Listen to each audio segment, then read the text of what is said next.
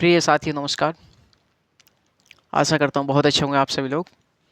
चलिए आज की क्लास में हम लोग डिस्कशन करेंगे कि पिछले सेशन की यदि बात करी जाए तो पिछले सेशन में हम लोग अरस्तु का राज्य पर विचार पढ़ चुके हैं। तो आज हम बात करेंगे अरस्तु का परिवार और संपत्ति पर विचार। किस पर विचार साथियों? अरस्तु का परिवार और संपत्ति पर विचार आज हम लोग बात करेंगे। तो चलिए टॉपिक डाल देते हैं, अरस्तु का परिवार और संपत्ति पर विचार। अरस्तु का अरस्तु का अरस्तु का परिवार और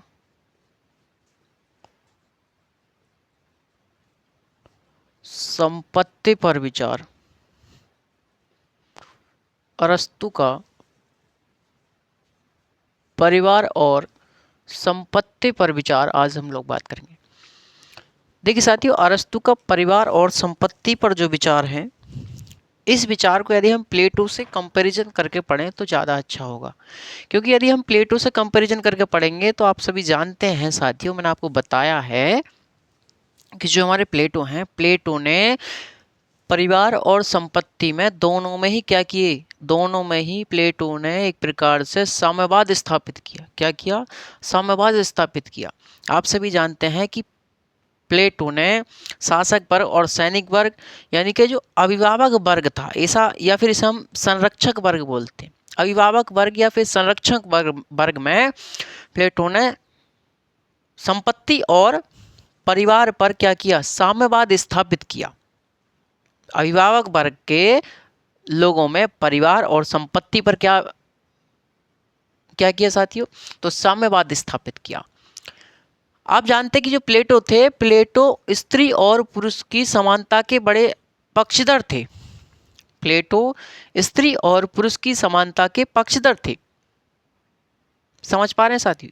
ये आप सभी लोग जानते हैं। लेकिन यदि हम अरस्तु की बात करें इसी कंपैरिजन में, तो अरस्तु जो थे, अरस्तु ने निजी संपत्ति को भी कहा और निजी परिवार को भी कहा। यानी कि अरस्तु ने अभिभावक वर्ग को संपत्ति और परिवार रखने की छूट प्रदान करी। और साथियों, मैंने आपको बताया कि प्लेटो क्या थे? प्लेटो स्त्री और पुरुष की समानता के पक्षधर थे।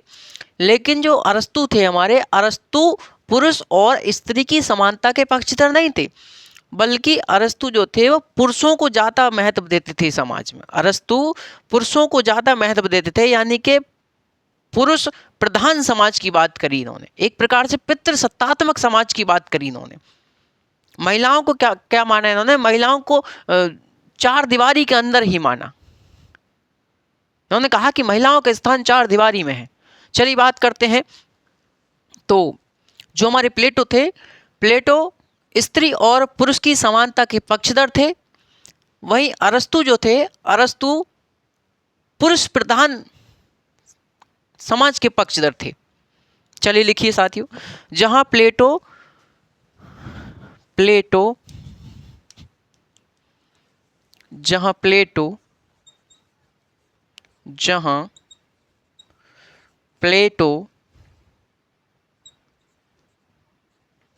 पुरुष एवं स्त्री की समानता के पक्षधर थे, समानता के पक्षधर थे, समानता के पक्षधर थे। वहीं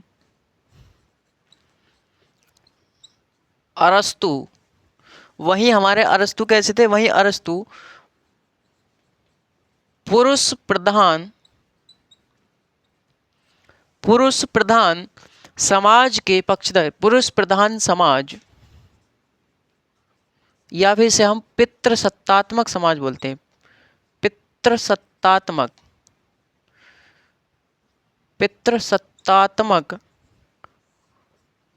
समाज के पक्षधर थे। मैंने आपको बताया कि प्लेटो जो थे, प्लेटो स्त्री और पुरुष में कोई अंतर नहीं समझते थे। वह शासक वर्ग और सैनिक वर्ग में प्लेटो शासक वर्ग और सैनिक वर्ग में स्त्री और पुरुष को समान महत्व देते थे, यानी कि उनकी समानता के पक्षधर थे।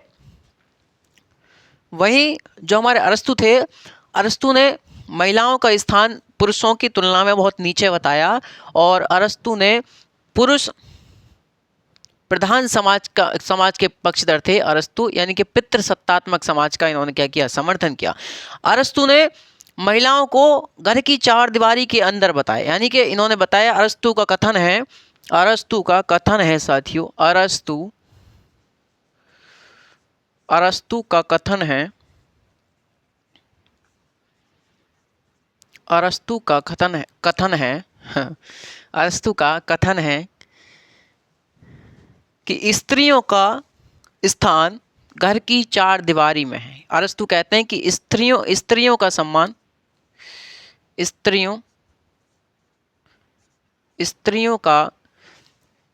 का स्थान, क्या, स्त्रियों का स्थान। तो स्त्रियों का जो मैंने आपको बताया कि सम्मान की बात करी जाए तो स्त्रियों को सम्मान कहाँ बताए, तो पुरुषों से नीचे बताया एक प्रकार से। तो अरस्तु का कथन है कि स्त्रियों का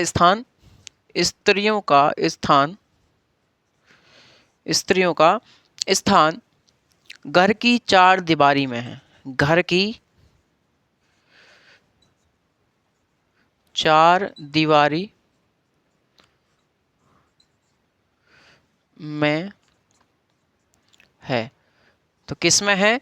स्त्रियों का स्थान घर की चार दीवारी में है। किसने बताया? तो हमारी अरस्तु ने बताया। तो अरस्तु क्या थे? अरस्तु स्त्री और पुरुष की समानता के पक्षधर नहीं थे, बल्कि वह स्त्रियों को पुरुष से बहुत नीचे समझते थे। अरस्तु कहते हैं कि भाई पुरुषों की अधीनता में ही स्त्रियों का क्या है, स्त्रियों का अधिकारों की प्राप्ति हो सकती है। अरस्तु कहते हैं कि पुरुषों की अधीनता में ही स्त्रियों को अधिकारों की प्राप्ति हो सकती है। क्या कहते हैं अरस्तु? अरस्तु कहते हैं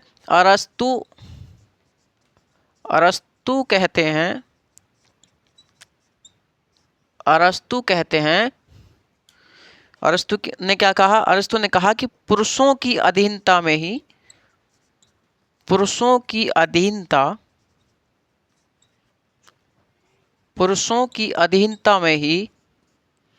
महिलाओं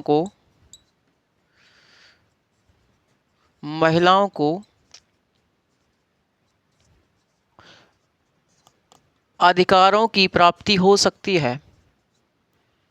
अधिकारों की प्राप्ति हो सकती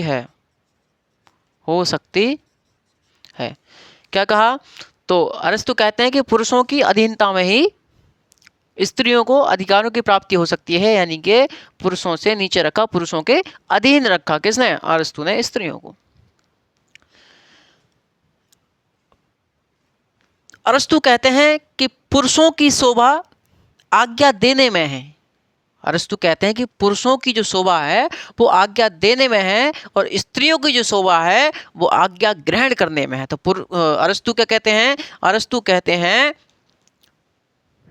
कि पुरुषों की शोभा आज्ञा देने में तथा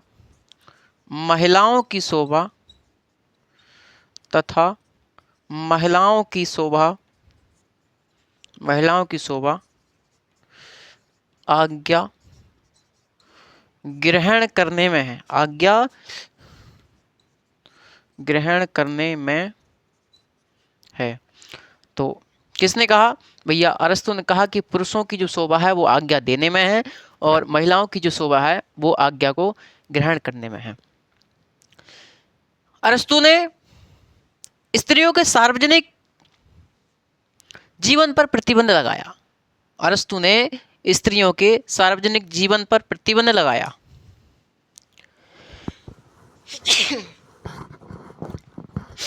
अरस्तु ने स्त्रियों के सार्वजनिक जीवन पर प्रतिबंध लगाया। मैंने आपको बताया कि अरस्तु जो थे वो परिवार में साम्यवाद लाना चाहते थे। उन्होंने बताया था कि प्रत्येक महिला का प्रत्येक पुरुष के साथ संबंध होगा, प्रत्येक पुरुष का प्रत्येक महिला के साथ संबंध होगा। मतलब कोई विवाह नहीं कर सकता साथी, कोई विवाह नहीं कर सकता, सभी के साथ संबंध होगा। कौन कहते थे? प्लेटो कहते थे हमारे। वहीं अरस्तु ने कहा कि अरस्तु ने महिलाओं को यानी स्त्रियों को सार्वजनिक जीवन पर इनके प्रतिबंध लगाया, यानी कि इनको सरकारी होने से बचाया, एक प्रकार से बात करी जाए सबकी होने से बचाया। लेकिन साथियों इनको विवाह करने की भी अनुमति दी, स्त्रियों को विवाह की भी अनुमति प्रदान की गई, यानी कि अब निजी परिवार भी किसी का हो सकता है। साथियों समझ पा रहे हैं मेरी बात आप लोग समझ पा रहे हैं साथियों? अरस्तु के अनुसार, अरस्तु कहते हैं साथियों कि परिवार मानवता की प्रथम पाठशाला है। अरस्तु कहते हैं कि परिवार जो है वो मानवता की प्रथम पाठशाला है। अरस्तु के अनुसार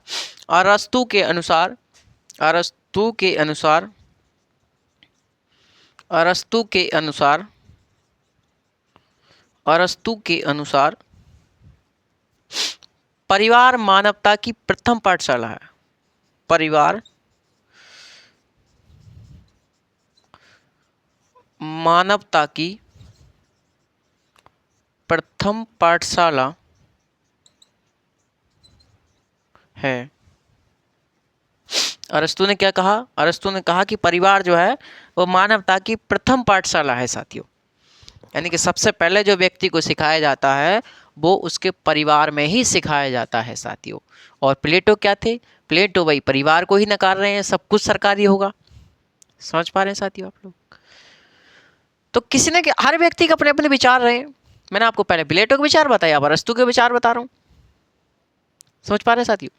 तो ऐसे ही परिवार वह होता है जहां पर संस्कारों को सिखाया जाता है, यानी कि परिवार वह होता है जहां पर क्या होता है, जहां संस्कार विकसित होते हैं।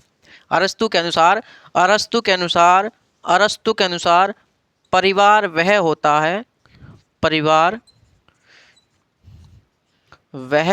है जहां संस्कार विकसित होते हैं, जहां संस्कार विकसित होते हैं साथियों। तो अरस्तु के अनुसार परिवार वह होता है जहां पर संस्कार विकसित होते हैं साथियों। किसने कहा? तो हमारे कौन कह रहे हैं भैया? अरस्तु कह रहे हैं। मैंने आपको बताया कि जहां प्लेटो जो थे, प्लेटो शासक वर्ग और सैनिक वर्ग में साम्यवाद की स्थापना करना चाहते थे, यानी कि परिवार और संपत्ति पर में साम्यवाद की स्थापना करना चाहते थे। वहीं अरस्तु ने क्या करा कि अभिभावक वर्ग के पुरुषों और महिलाओं के लिए क्या करा? संपत्ति और परिवार में छूट प्रदान करी साथियों, छूट प्रदान करी। अरस्तु कहते हैं कि परिवार के पालन पोषण के लिए, यानी कि परिवार के भरण पोषण के लिए, पालन पोषण के लिए और अतिथियों के सत्कार के लिए संपत्ति की आवश्यकता होती है, संपत्ति आवश्यक है। तो अरस्तु कहते हैं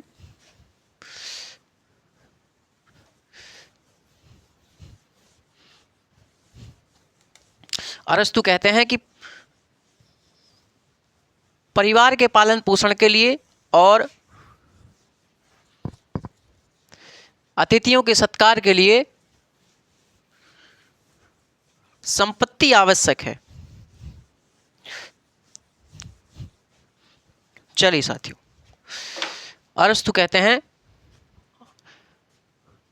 अरस्तु के अनुसार अरस्तु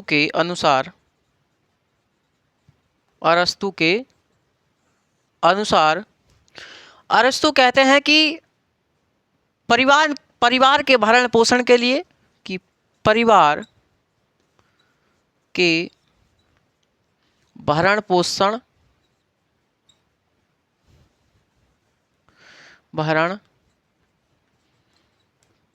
और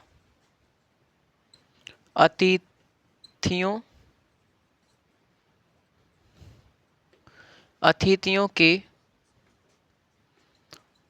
सत्कार के लिए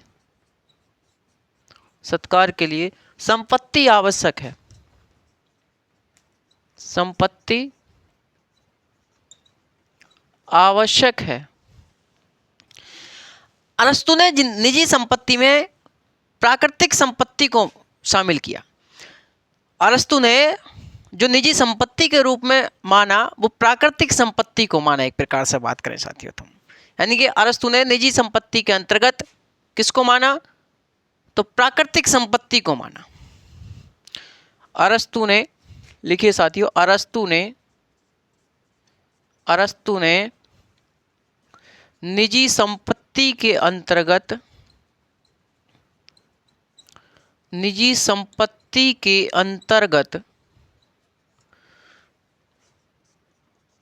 प्राकृतिक संपत्ति का समर्थन किया।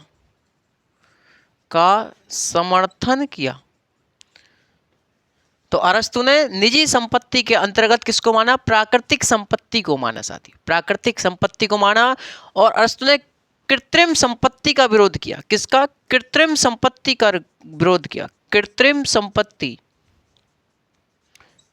संपत्ति का विरोध किया। कृत्रिम संपत्ति का क्या किया, विरोध किया साथियों।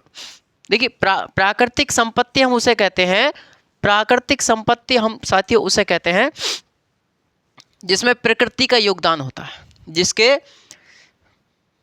उदय में प्रकृति का योगदान होता है। प्राकृतिक संपत्ति हम किसे बोलेंगे, जिसके उदय में किसका योगदान होगा, प्रकृति का योगदान होगा। जिसके उदय में किसका योगदान होगा भैया, किसका योगदान होगा, तो प्रकृति का योगदान होगा। किसका योगदान होगा मेरे साथियों, प्रकृति का योगदान होगा। वहीं कृत्रिम संपत्ति हम किसे बोलेंगे, कृत्रिम संपत्ति हम उसे बोलेंगे जो संपत्ति से संपत्ति कमाई जाती है। संपत्ति से संपत्ति जो अर्जित की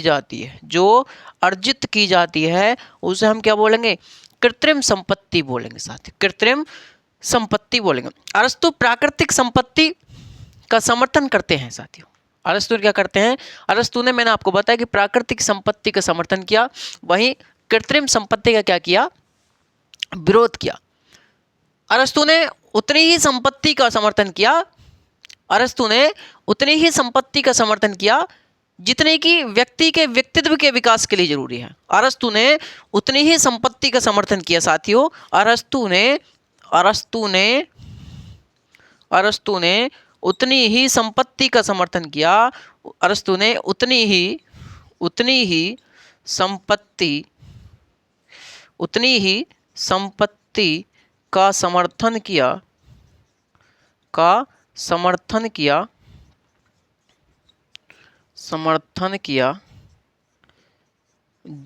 किया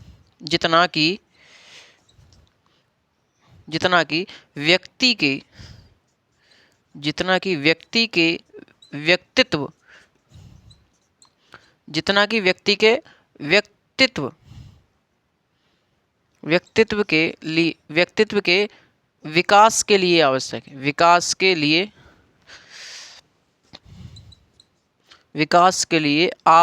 है। विकास के लिए आवश्यक। तो मैंने आपको बताया कि अरस्तु ने प्राकृतिक संपत्ति का समर्थन किया और कृत्रिम संपत्ति का विरोध किया। और अरस्तु ने उतनी ही संपत्ति का समर्थन किया जितने कि किसी व्यक्ति के व्यक्तित्व के विकास के लिए अति आवश्यक है। तो अरस्तु कहते हैं कि अत्यधिक संपत्ति यानी आवश्यकता से ज्यादा संपत्ति यदि किसी के पास हो जाए, तो अरस्तु ने कहा कि अरस्तु का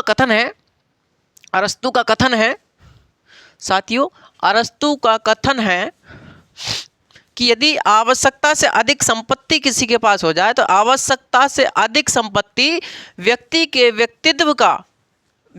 व्यक्तित्व को नष्ट करती है। किसने कहा, तो साथियों अरस्तु ने कहा। तो अरस्तु का कथन है कि यदि किसी व्यक्ति के पास अत्यधिक संपत्ति हो जाए, आवश्यकता से अधिक संपत्ति हो जाए, तो साथियों क्या हो सकता है, तो आप जानते हैं कि उसके व्यक्तित्व का उसका जो है व्यक्तित्व नष्ट हो सकता है। व्यक्तित्व बनेगा नहीं, व्यक्तित्व का विकास नहीं होगा, बल्कि वो नष्ट भी हो सकता है।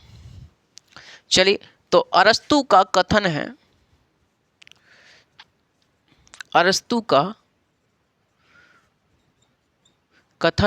अरस्तु कहते हैं अरस्तु कहते हैं साथियों कि आवश्यकता से अधिक संपत्ति,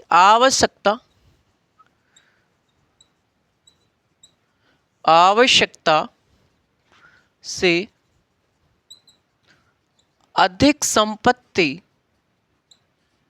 आवश्यकता से अधिक संपत्ति व्यक्ति के व्यक्तित्व को नष्ट करती है, को क्या करती है भैया? नष्ट करती है। तो अरस्तु ने कह दिया कि किसी व्यक्ति के पास यदि आवश्यकता से अधिक संपत्ति हो जाए, ज़्यादा संपत्ति हो जाए, तो वो क्या है, उसका व्यक्तित्व भी नष्ट हो सकता है, बल्कि व्यक्तित्व को बनाएगी नहीं, नष्ट कर देगी साथियों। ये अरस्तु के विचार हैं और अरस्तु कहना चाह रहे हैं। अरस्तु ने कहा कि ऐसा भी नहीं होना चाहिए कि व्यक्ति जो है ज़्यादा ही निर्धन हो जाए, ज़्यादा ही आर्थिक विषमता हो जाए उसके पास, तो वो भी एक प्रकार से क्रांति को जन्म देता है, वो भी एक प्रकार से क्रांति को जन्म देती है। कौन? आर्थिक विषमता। तो अरस्तु का कथन है, अरस्तु का दूसरा कथन है भैया, अरस्तु का कथन है कि आर्थिक विषमता, ये बात साथियों सही है, आर्थिक विषमता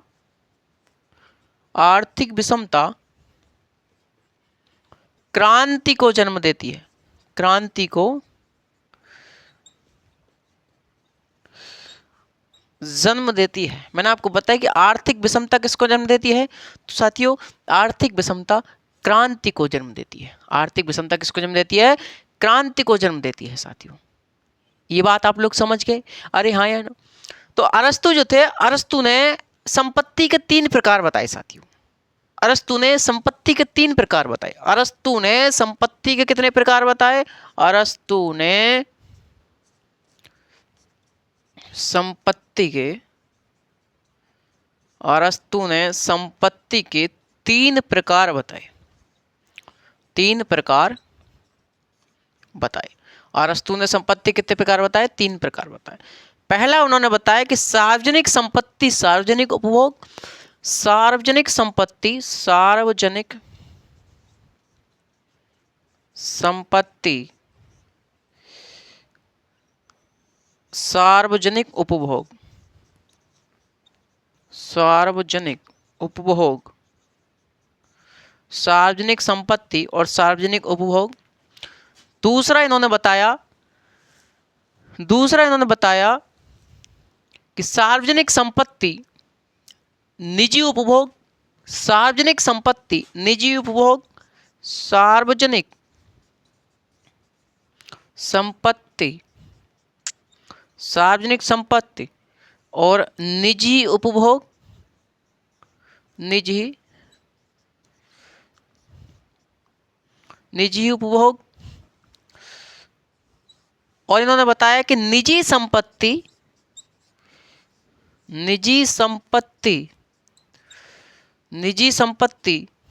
और सार्वजनिक उपभोग,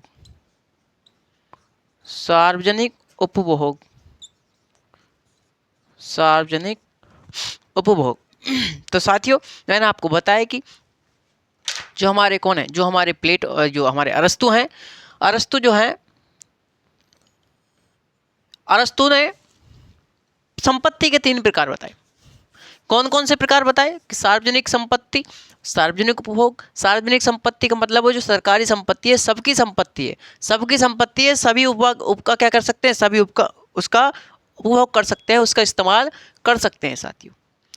यानी सार्वजनिक संपत्ति, सरकारी संपत्ति, सभी उसका उपभोग करेंगे। सार्वजनिक संपत्ति निजी उपयोग, सबकी संपत्ति है, कोई एक व्यक्ति या फिर कोई एक निजी संस्थान उसका क्या करेगा, उपभोग करेगा।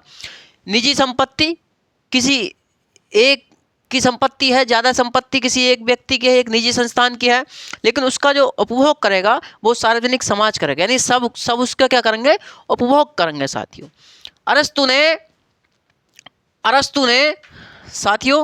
अरस्तु ने निजी संपत्ति और सार्वजनिक उपभोग का समर्थन किया। अरस्तु ने क्या किया? अरस्तु ने निजी संपत्ति और सार्वजनिक उपभोग का किया, समर्थन किया साथियों। निजी संपत्ति और सार्वजनिक उपभोग का क्या किया, समर्थन किया साथियों।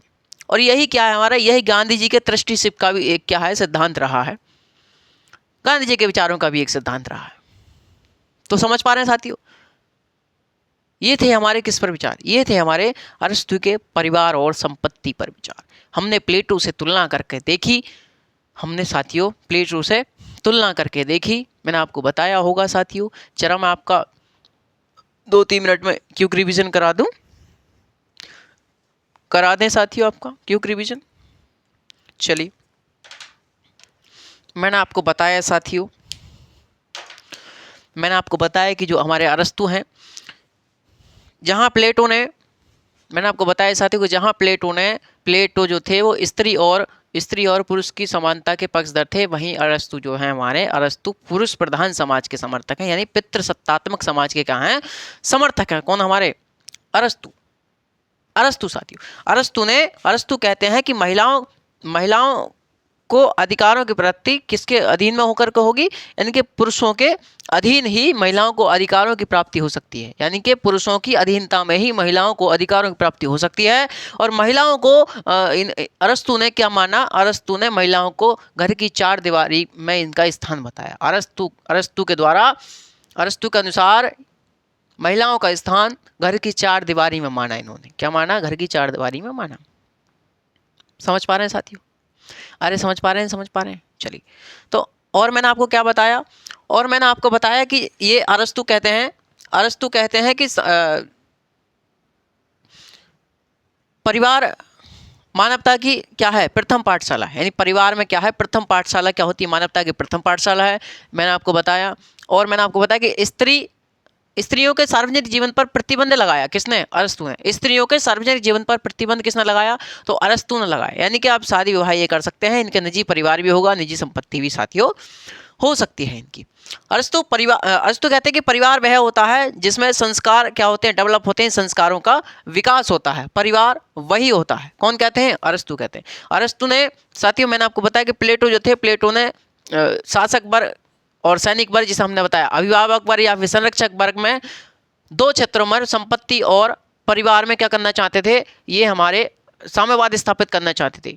वहीं अरस्तु ने अभिभावक वर्ग में संपत्ति और परिवार में छूट प्रदान करी। अभिभावक वर्ग के लोगों के लिए संपत्ति एवं परिवार में छूट प्रदान करी साथियों। समझ पा रहे हैं मेरी बात?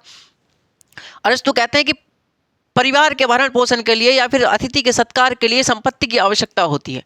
संपत्ति की आवश्यकता होती है साथियों, संपत्ति की आवश्यकता होती है। अरस्तु ने प्राकृतिक संपत्ति का समर्थन किया, और अरस्तु ने कृत्रिम संपत्ति का विरोध किया। प्राकृतिक संपत्ति हमने बताया उसे कहते हैं जिसके उदय में प्रकृति का कुछ योगदान होता हो, या फिर कृत्रिम संपत्ति हम उसे बोलते हैं और जिससे संपत्ति कमाई जाती हो। तो प्लेटो ने कृत्रिम संपत्ति का विरोध किया, प्लेटो जो है प्राकृतिक संपत्ति का समर्थन किया। प्लेटो कहते हैं कि व्यक्ति के पास उतनी ही संपत्ति होनी चाहिए जितनी कि व्यक्ति के व्यक्तित्व के विकास के लिए आवश्यक हो। अरस्तु कहते हैं कि आवश्यकता से अधिक जो संपत्ति है, आवश्यकता से अधिक संपत्ति व्यक्ति के व्यक्तित्व को नष्ट कर देती है। अरस्तु कहते हैं कि आर्थिक समानता भी क्रांति को जन्म देती है। आर्थिक